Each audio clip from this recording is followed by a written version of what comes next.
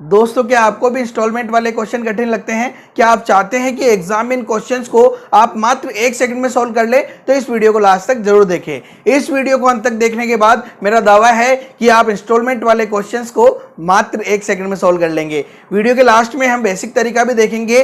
दोस्तों, एसआई के इंस्टॉलमेंट वाले क्वेश्चन में पढ़ा चुका हूं। यदि आपने नहीं पढ़े तो उनका लिंक नीचे डिस्क्रिप्शन में दिया है, आप वहां से पढ़ सकते हैं। और आज हम पढ़ेंगे सीआई के इंस्टॉलमेंट वाले क्वेश्चन, चक्रवृद्धि ब्याज के किस्तों वाले प्रश्न। नमस्कार दोस्तों, स्वागत है आपका आपके अपने चैनल द जेकेएम थ्योरी पे। चलिए शुरू करते हैं तैयारी जीत की।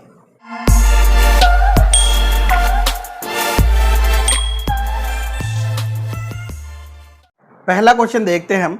10% चक्रवृद्धि ब्याज पर 12,600 रुपए का ऋण हर वर्ष के अंत में 2 बराबर किस्तों में लौटाया जाना है। हर किस्त की राशि क्या होगी? देखो, इसमें प्रत्येक किस्त की राशि पूछी है। एक तो इसने बोला है कि 10% की दर से, आर बराबर दे दिया हमें 10%, ठीक है। और प्रत्येक किस्त की राशि पूछी है और 12,600 रुपए का ऋण, यानी यहाँ पे क्या दिया है हमें? मूलधन कितना? 12,600 रुपए। और हमसे पूछा है प्रत्येक किस्त की राशि। और यहाँ पे ऑप्शन क्या क्या दे रखे हैं देखो। पहला ऑप्शन है 6,650 रुपये, दूसरा ऑप्शन है 7,260 रुपये, तीसरा ऑप्शन है 6,516 रुपये और चौथा ऑप्शन है 6,156 रुपये। देखो, हमेशा इन क्वेश्चंस में या तो हमें प्रत्येक किस्त की राशि पूछेगा या मूलधन पूछेगा। अगर मूलधन दिया है तो किस्त की राशि पूछेगा और किस्त दी है तो मूलधन पूछेगा। देखो, इस क्वेश्चन को बनाना कैसे है, बहुत आसान है, 1 सेकंड में सॉल्व कर लेंगे। 10% का मतलब क्या होता है? 10% का मतलब होता है 10/100, यानी कि अगर 0 से 0 कट गया कितना आ गया? 1/10। यानी अगर 10 रुपये मूलधन है तो इसका ब्याज कितना है? 1 रुपया। यानी अगर मैं कह दूं कि 10 रुपये मैंने उधार लिए हैं तो उसकी किस्त कितनी आएगी? 10 + 1 यानी कि 11 रुपये। मूलधन प्लस ब्याज किस्त आएगी 11 रुपये हो गया, ठीक है। देखो, कितनी किस्तों में लिया है इसने? 2 बराबर किस्तों में। तो पहली किस्त हो गई 10 की 11 रुपये, दूसरी किस्त क्या हो जाएगी? 10 × 10 की 11 × 11। अब देखो, क्वेश्चन को सोल्व कैसे करना है, क्वेश्चन यहीं पे ही खत्म हो जाएगा अपने को कुछ करना ही नहीं है। देखो, ऑप्शन चेक मेथड लगेगा इसमें। प्रत्येक किस्त की राशि अपने हिसाब से कितनी आ रही है? 11। और ऑप्शन दे रखे हैं यहाँ पे, जो 11 से कट रहा है वही आंसर हो जाएगा। जो भी 11 से कट रहा है वही आंसर हो जाएगा। देखो, 11 से कौन कट रहा है? 11 × 66 बचा 5, 5 में जाता ही नहीं है तो 0, 50, 50 में 11 का भाग जाता ही नहीं है, यानी ये आंसर नहीं होगा। इसके बाद देखते हैं इसमें, तो देखो 11 × 66 बचा कितना? 6, वापस 11 × 66 और 0 का 0, यानी ये कट जाएगा। उसके अलावा देखो 11 × 5 = 55, बचा कितना? 10। 101 में देंगे तो 11 × 9 = 99, बचा कितना? 2। 26 में देंगे तो जाएगा नहीं 11 का भाग, 26 में 11 दूनी 22 के बाद 4 बच जाएगा, यानी ये भी नहीं होगा। इसमें देंगे तो देखो 11 × 5 = 55, बचा कितना? 6। 65 में देंगे तो 11 × 5 = 55, बचा कितना? 10। 106 में 11 का भाग जाएगा ही नहीं, तो यहाँ पे ये भी आंसर नहीं होगा, यानी इसका आंसर क्या हो जाएगा? 7,260 रुपए। तो प्रत्येक किस्त का मान कितना हो जाएगा? 7,260 रुपए। यहाँ पे देखो, अब आपको लग रहा होगा कि ये ऑप्शन मैंने खुद ने बनाए हैं, नहीं, ये एग्जाम में आए हुए हैं ऑप्शंस। और यहाँ पे अगर 11 से 2 ऑप्शन कट जाते हैं, अगर 11 से 2 ऑप्शन कट जाते हैं तो हम क्या करते हैं? 11 × 11 से भाग दे लेते हैं। क्या करते हैं? 11 × 11 से भाग दे लेते हैं। जैसे एक और क्वेश्चन देखते हैं हम। नेक्स्ट क्वेश्चन देखते हैं हम। 21,630 रुपए का ऋण 6/2/3% वार्षिक दर से चक्रवृद्धि ब्याज पर लिया गया। यदि इस ऋण को 3 बराबर किस्तों में चुकाना है तो प्रत्येक किस्त का मान कितना होगा? देखो, ये कह रहा है 21,630 रुपए का ऋण, 21,630 रुपए का ऋण, यानी ये तो क्या हो गया? मूलधन। दर कितनी दे दी अपने को? 6/2/3%। और 3 बराबर किस्तों में चुकाना है और प्रत्येक किस्त का मान निकालना है। ऑप्शन क्या क्या दे रखे अपने को?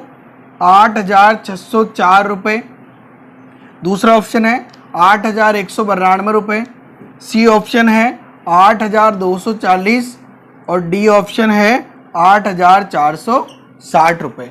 देखो, अब अपने को क्या करना है यहाँ पे? सबसे पहले तो जो दर है, दर देखो मिश्र संख्या में भिन्न में बदले अपन।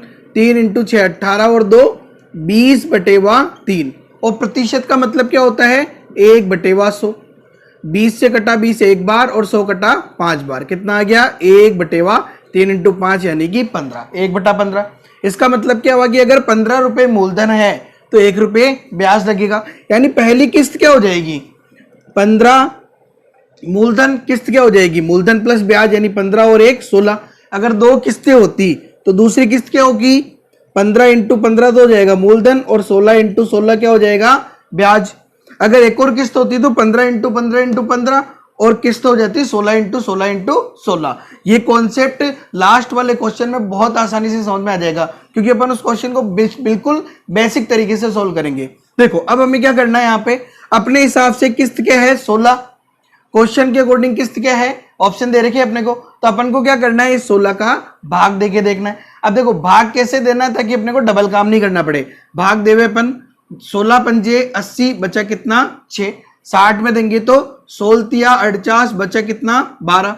124 में 16 का भाग जाएगा क्या, नहीं जाएगा, 16 7 112 और 16 8 128, यानी 124 में नहीं जा रहा है, यानी ऑप्शन ए इसका आंसर नहीं हो सकता है। अब 8192 में देते हैं अपन, 16 पंजे 80, बचा 1 हो गया 19, 16 एकम 16, बचा 3, 32 में देंगे तो 16 दूनी 32, यानी 512 जो है 8192 में इसका एक आंसर हो सकता है, लेकिन है नहीं, ये नहीं कह रहे अपन, क्योंकि हो सकता है और भी ऑप्शन में 16 का भाग जा रहा हो। जैसे इसमें देते हैं 16 पंजे 80, बचा कितना 2, 24 में देंगे तो 16 एकम 16, बचा कितना 8, 16 पंजे 80, इसमें भी जा रहा है, यानी ये भी आंसर हो सकता है। इसमें देते हैं अपन 16 पंजे 80, बचा कितना 4, 46 में देंगे तो 16 दूनी 32, बचा कितना 14, 14 और 0 140 में देंगे तो देखो 16 8 128 और 16 नामे 144, यानी इसमें भाग नहीं जा रहा है, तो ये भी आंसर नहीं होगा।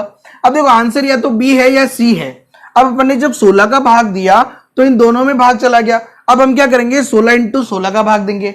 तो 16 का भाग तो हम दे चुके हैं, जिसमें एक में तो 512 है और एक में 515 है। अब हम क्या करना है, 16 का और भाग देना है, तो अपन भाग इनमें देंगे डायरेक्ट, इसीलिए अपन ने इसको काट के लिख लिया था। अब देखो 16 का भाग देना है तो 515 में 16 का भाग जाएगा क्या, नहीं जाएगा। क्यों, क्योंकि 16 एक सम संख्या है और सम संख्या का गुणनफल भी सम संख्या ही होती है, यानी ये आंसर नहीं हो सकता है। 512 में जाएगा क्या, बिल्कुल जाएगा 16 का भाग। देखो 16 48, बचा कितना 3, तो 16 दूनी 32, यानी 512 में 16 का भाग जा रहा है, अतः किस्त का मान क्या हो जाएगा 8192 रुपए। प्रत्येक किस्त का मान क्या हो जाएगा 8192 रुपए। अतः अपन भाग देके डायरेक्ट कर सकते हैं, इसीलिए सिर्फ भाग देना है और 1 सेकंड में आंसर आ जाएगा। एक और क्वेश्चन देखते हैं हम। एक भवन निर्माता ने 2550 रुपए 2550 रुपए उधार लिए, यानी मूलधन कितना हो गया, देखो 2550 रुपए। अब ये कह रहा है जो उसे 4% वार्षिक चक्रवृद्धि ब्याज की दर पर 2 वर्षों के अंतराल में 2 बराबर वार्षिक किस्तों में लौटाने थे। यानी यहाँ पे दर कितनी दे दी हमें 4% और 2 किस्तों में लौटाने हैं, प्रत्येक किस्त की राशि निकालनी है। क्वेश्चन खत्म। देखो ऑप्शन क्या क्या दे रखे हैं यहाँ पे। ऑप्शन है पहला 1352 रुपए, दूसरा ऑप्शन है 1377 रुपए, तीसरा ऑप्शन है 1275 रुपए और चौथा ऑप्शन है 1283 रुपए। अब देखो यहाँ से 4% का मतलब क्या हुआ, 4/100, यानी कि 1/25, यानी अगर 25 रुपए मूलधन है तो 1 रुपया ब्याज मिलाकर किस्त कितनी हो जाएगी 26 रुपए। अब यानी हमें क्या करना है, देखो प्रत्येक किस्त की राशि निकालनी है, तो क्या होगा इन 4 ऑप्शन में जिनमें भी 26 का भाग जाए वही आंसर होगा।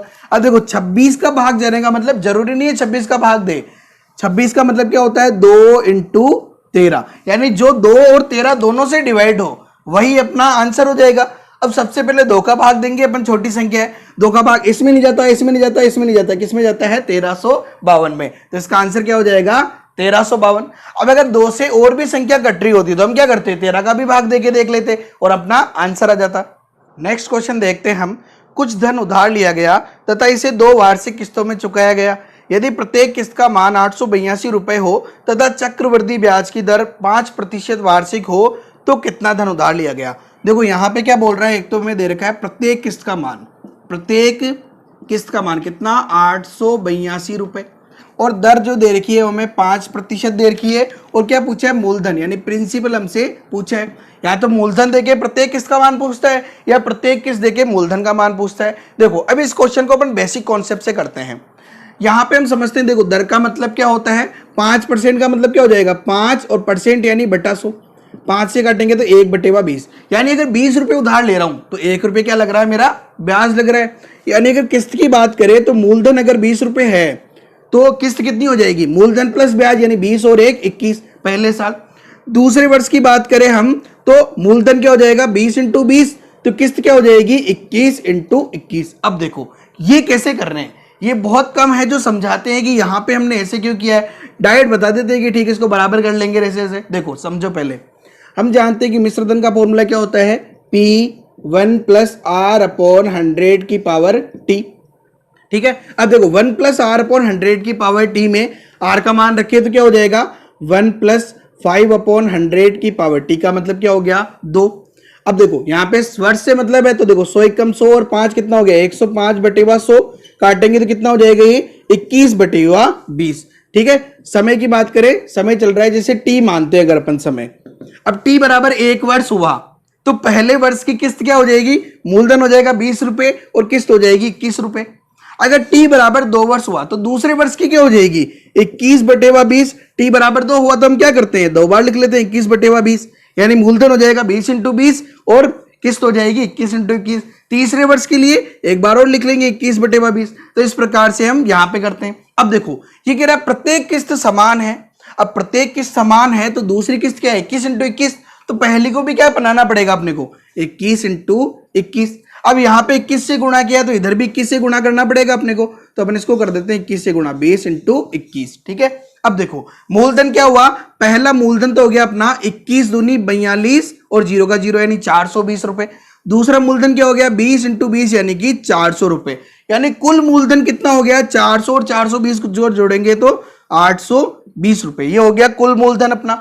ठीक है, प्रत्येक किस्त का मान देखें तो प्रत्येक किस्त 21 × 21 यानी कि 441। दूसरी किस्त है, पहली किस्त भी कितनी हो गई 441, लेकिन क्वेश्चन कह रहा है यार प्रत्येक किस्त 882 है, अपन कह रहे हैं कि 441 है। क्वेश्चन कह रहा है भाई मेरे 882 रुपए आ रहा है, मैंने कहा 441 है यार, यानी 441 बराबर क्या हो गया 882, यानी एक का मतलब क्या हो गया 882/441 यानी कि 2।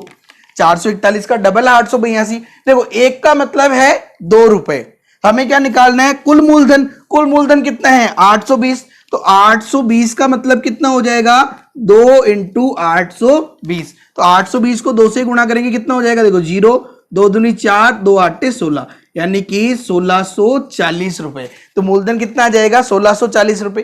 प्रत्येक किस्त के मान में हम क्या कर रहे थे, देखो 21 का भाग, जैसे 21 अगर किस्त थी तो हम क्या कर रहे थे 21 का भाग दे रहे थे, जहां 16 थी तो 16 का भाग दे रहे थे, 26 थी तो 26 का भाग दिया। क्यों दे रहे थे, क्योंकि किस्त का मान क्या आ रहा है 21 × 21, 21 × 21, इसलिए 21 का भाग अगर जा रहा है तो 21 × 21 का भी जाएगा, और अगर दो ऑप्शन में 21 का भाग चला जाता है तो 21 × 21 का दे लेंगे, और इस प्रकार से क्वेश्चन को बहुत आसानी से सॉल्व कर सकते हैं।